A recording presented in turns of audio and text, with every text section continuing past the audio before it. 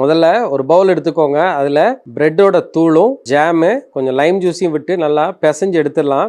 இன்னொரு பவுல் எடுத்துக்கலாம். அதில் பட்டரையும் சர்க்கரையும் சேர்த்து நல்லா மிக்ஸ் பண்ணிடுங்க. அந்த சர்க்கரை நல்லா கரைஞ்சதுக்கு பிறகு வெனிலா எசன்ஸையும் சேர்த்து கொஞ்சம் மிக்ஸ் பண்ணிடுங்க.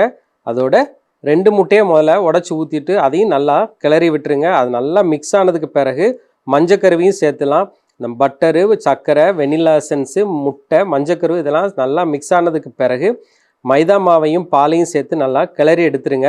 அதை தனியாக எடுத்து வச்சுட்டு புட்டிங் மோல்டு எடுத்துக்கோங்க. புட்டிங் மோல்டில் அந்த பட்டர் பேப்பரை சேர்த்துட்டு அந்த மிக்ஸ் பண்ண அந்த பிரெட் கிராம் ஜாம் அடியில் வச்சுட்டு அதுக்கு மேலே நம்ம பண்ணி வச்சுருக்கிற பேட்டரியும் சேர்த்து ஒரு அலுமினியம் ஃபைலில் போட்டு மூடி அதை அந்த இட்லி குக்கரில் வச்சு வேக வச்சிடலாம்.